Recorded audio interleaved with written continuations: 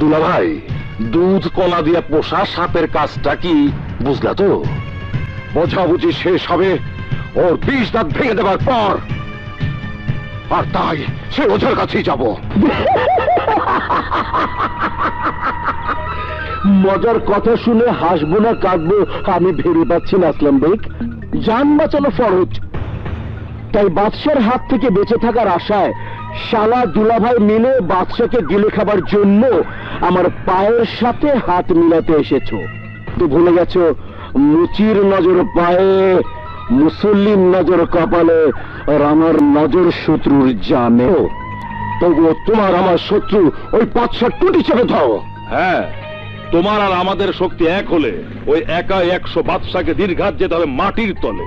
পানি ছাড়া নৌকা চলে না, তেল ছাড়া বাতি জ্বলে না। আমি তোদের মতো বেঈমানদের কথাই কি করে গলবো? টাকার আগুন দিয়ে তোমার মনের মোমবাতিটাকে গলাবো। তাহলে এবার অপারেশন চালাবো, ওর বাপ মা আর বোনকে মশাল বানিয়ে ওকে জ্বালাবো। কি ভাইয়া, ভাইয়া কি তোমার দেখতে মন চাচ্ছে?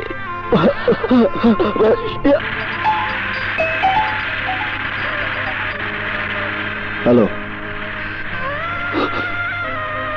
কি বললি বাবা? আমি আসছি স্বপ্না। দাঁড়া বাদশা, তুমি?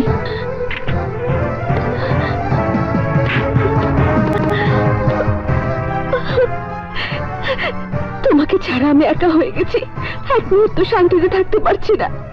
তাই আমার যন্ত্রণা ভরা মনকে শান্তি দিতে এসেছি। প্লিজ বাদশা, আমাকে মাফ করে দাও। তোমাকে ভালোবাসার অধিকার দিয়ে আমাকে আপন করে নাও। চুপ করো, সরে যাও আমার সামনে থেকে। না, আজ আমার অধিকার আদায় না করে আমি ফিরবো না। নীলিমা, আমার বাবা হাসপাতালে, বহুদিন পর আমাকে দেখার জন্য ব্যাকুল হয়ে আছে। প্লিজ আমাকে যেতে দাও। আমাকে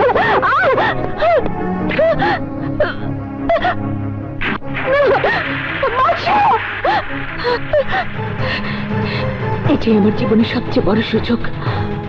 আজ তোমার অসুস্থ বাবার সামনে আমার ভালো ভালোবাসে ভিক্ষে চাইবো। আমার অনুমতি না নিয়ে তুই কেন ওকে আসতে বলেছিস? না বলে কি করব?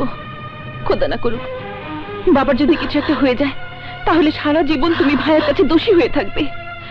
তোমার নিজের বিবেকের দংশনে তুমি শেষ হয়ে যাবে।